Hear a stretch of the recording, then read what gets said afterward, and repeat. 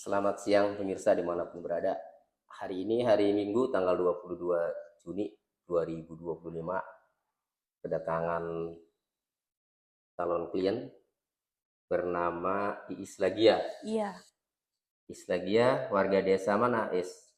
Indramayu, Desa Kaplongan, Blok Karanganyar, tapi tinggal di Tangerang, perumahan Triraksa, Vilage 2, Kelurahan Kelurahan Munjul Solear, Munjul, Kecamatan Kecamatan Solear Solear, ya, Kabupaten Tangerang. Kabupaten Tangerang. Ya, udah lama di sana tinggalnya? Udah 6 tahun lebih. 6 tahun sama suami. Iya, Punya anak berapa? punya anak 2. Di sana kerja, Is? Enggak, aku ibu rumah tangga, tapi suamiku kerja. Oh, suami yang kerja. Suami kerja apa?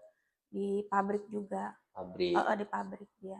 Iis ini pada tanggal 19 Juni 2025 ya diundang undangan klarifikasi oleh Polres Kota Tangerang ya. Iya. Polresta Tangerang atas laporan saudara N pada tanggal 11 April 2025.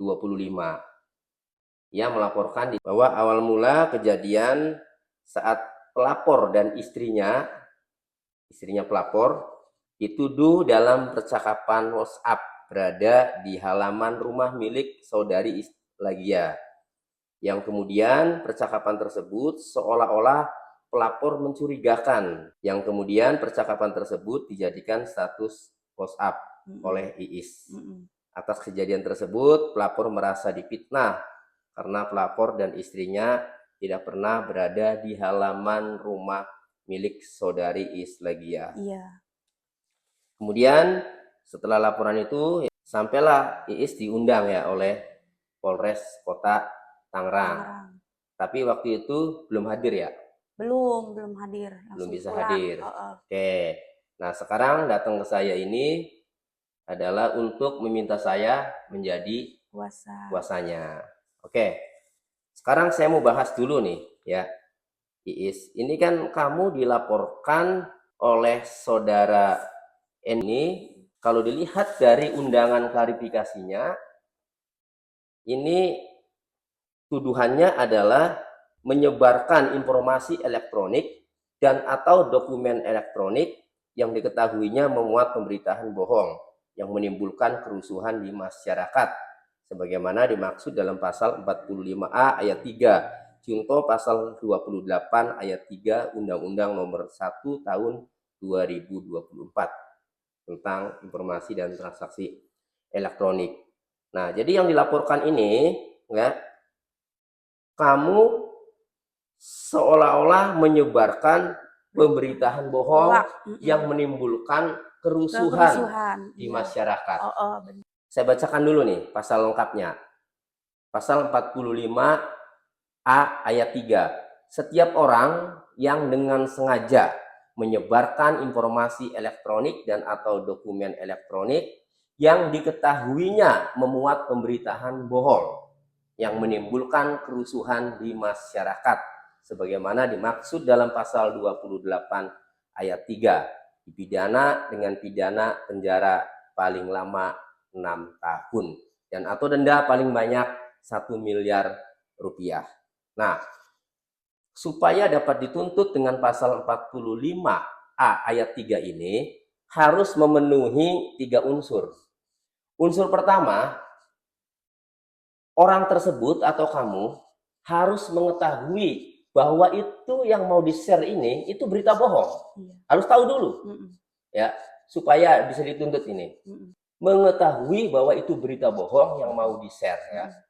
Yang kedua, di-share atau di-upload di media sosial yang dapat diakses publik. Iya, ya. Seperti Facebook, Instagram, TikTok, YouTube ya. Nah, kemudian Twitter. Kemudian unsur yang ketiga, akibat penyebaran berita bohong itu terjadi kerusuhan di masyarakat. Ya. Ada tidak kerusuhan di masyarakat? Kasih contoh, misalnya seorang dituduh mencuri. Padahal kita tahu bahwa dia itu tidak mencuri, tapi mau diupload. Nah, itu berarti unsur pertama tahu bahwa ini berita bohong tapi mau kita upload. Nah, terus yang kedua diupload di media sosial ya yang dapat diakses publik. Ketiga, akibat uploadan berita bohong tadi menimbulkan kerusuhan di masyarakat. Apa contohnya?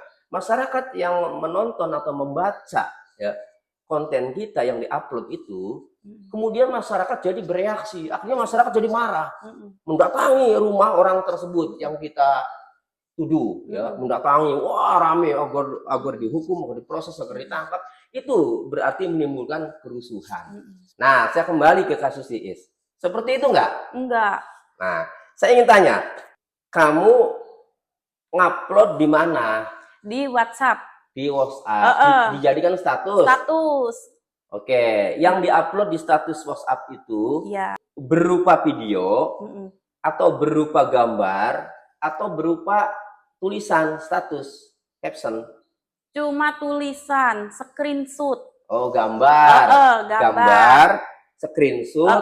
Benar. Isinya percakapan. Percakapan doang. Antara kamu dengan temanmu. Iya, si temanku. Nah, temenmu di dalam percakapan itu ngomong apa?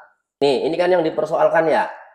Nah, ini tanggal 29 Maret 2025, ini kamu WhatsApp-an dengan temenmu. Temen aku, ya. Ini yang pertama kali WhatsApp ini temen kamu. Iya. Ini nulis Zil. Iya. Zil itu siapa? Anakku namanya Zila. Jadi aku dipanggilnya Zil gitu. Zil. Iya. Di gang lu sepi. Iya. Ini gue baru balik dari belanja. Pak En sama bininya ngapain di depan rumah lu berdua? Pas gue lewat, dia buru-buru jalan pulang. Itu ya? Iya, kata dia. Nah, lalu kamu jawab, waduh, ngapain itu orang kan itu? Iya, kan aku kaget tuh, baru bangun tidur dikabarin kayak gitu. Oke, dia jawab, nggak tahu Zil kan itu. Ya, karena kamu nanya ngapain tuh orang kan? Nggak tahu Zil. Nah, terus dia balas jawab lagi ya. Soalnya mereka ke teras lu. Iya. Ke teras rumah maksudnya. Iya, depan pintu. Percakapan ini kamu screenshot seperti ini, lalu kamu upload di status WhatsApp. Iya.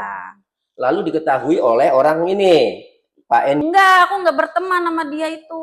Oh, nggak berteman. Nggak berteman, Pak. Hanya ini ya yang di-upload. Iya itu doang. Pak ini sama rumahmu dekat? Dekat. Pokoknya dia 3 rumah dari depan aku. Oh, 3 rumah. Depan. Ini kan rumahku. Depannya 1, 2, 3 tuh rumah dia. Depan rumah tapi agak ke sini. Iya, ketiganya. Ketiganya. Ada masalah apa dengan Pak? Oh, banyak, Pak. Itu mah pokoknya. Jadi yang diupload hanya inilah ya? Iya. Tidak ada menuduh sesuatu, nggak ada kan? Enggak ada, Pak. Nggak ada. Oke. Lalu setelah diupload, ada menimbulkan kerusuhan nggak di masyarakat? Enggak, biasa aja masyarakat. Nggak ada? Nggak ada. Kan aku tuh pedagang. Malah biasa aja aku pulang aja dicariin. Kamu kemana? Kok nggak jualan? Gini-gini. Enggak, Pak. Enggak. Tidak menimbulkan kerusuhan di masyarakat? Iya. Untuk unsur yang pertama, kamu kan mengupload nih? Iya. Menurut informasi dari temenmu itu? Iya. Dia itu, nih udah pulang nyampe rumah. Udah mau nyuapin anaknya, Pak. Terus dia kepikiran, oh iya.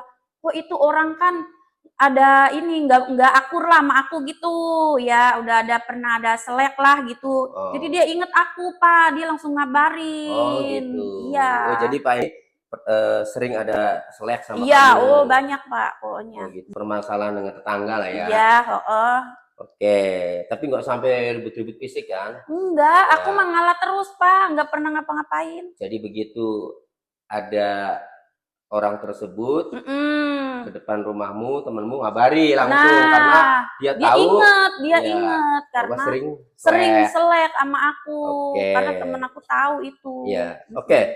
Jadi kamu percaya bahwa yang diinformasikan oleh temenmu itu benar? Percaya banget, Pak. Bukan bohong ya? Iya, bukan bohong. Soalnya temen aku datang ke rumahku meraktekin, jelasin begini. Meraktekin di lokasinya? Di sini nih, di sini. Iya. Nih Pak suaminya Hendy-nya di sini, suami. terus ada aku, dia langsung pergi ke situ, dia nggak pakai sendal, istrinya langsung balik loncat ke got. Oh gitu. Tuh. Ya berarti kamu meyakini bahwa informasi dari temanmu itu benar. Benar, iya. Sehingga kalau menurut saya kalau itu benar ya bahwa ada orang datang ke rumahmu itu ya berarti tidak masuk unsur dengan sengaja mengupload pemberitahuan bohong, itu tidak masuk unsur pidananya karena benar-benar ini terjadi. Ya, Benar, kecuali ya memang tidak terjadi, iya. tidak terjadi, maka itu yang diupload adalah berita bohong. Tapi meskipun yang diupload itu adalah informasi bohong, supaya dapat dituntut dengan pasal 45A ayat 3 ini, ya ada dua lagi. Satu, harus diupload di media sosial yang dapat diakses oleh publik. Ya, kalau di status WA ini menurut saya sih ya tidak termasuk dapat diakses oleh publik karena tidak semua orang tahu ya. Itu hanya terbatas, hanya teman-teman saja yang bisa melihat status WA. Itu ada SKB 3 Menteri. Maka kalau WA itu tidak termasuk ya media sosial yang dalam kategori pencemaran nama baik yang diupload di media sosial ya. Nah, kemudian unsur yang terakhir harus menimbulkan kerusuhan di masyarakat. Nah, ini enggak kan? Enggak, Pak, biasa aja. Enggak ada yang tahu malah. Oke, jadi saya berpendapat ini tidak masuk unsur pidananya. Oleh karenanya, karena setelah saya pelajari tidak masuk dan kamu khawatir ya, khawatir polisi memaksakan ya, makanya ingin menggandeng saya. Oke, ya. Kekhawatiranmu bisa-bisa saja karena kita terkadang tahu oknum-oknum polisi di Indonesia itu ya terkadang ya memaksakan diri ya. Oke, kuasanya saya terima, ini sudah saya buat ya. Iis tanda tangan surat kuasa. Nah, sini. Ini dari sini materai ke sini. Ya. Oke.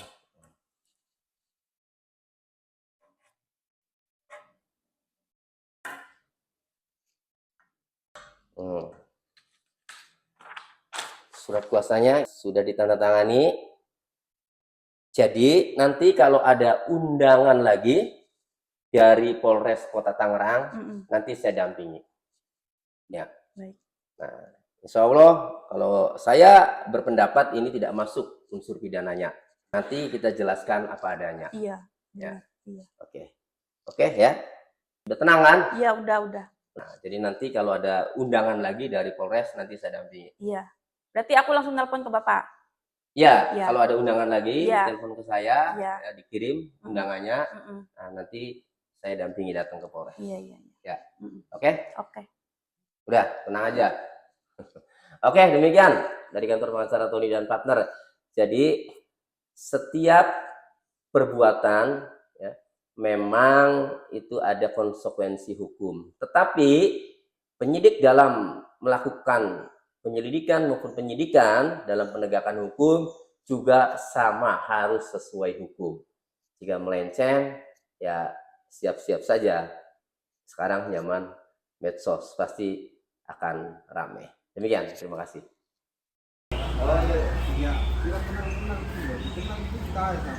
Ayo. Ini Mendi.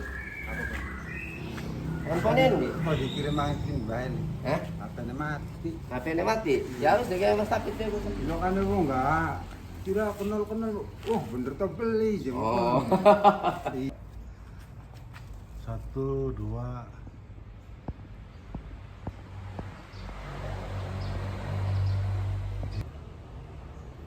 Udah lah video. Wes, Pak. Ya. Wis tenang bae. Pikiran bae, Pak ya. Ya, wis tenang wes ya.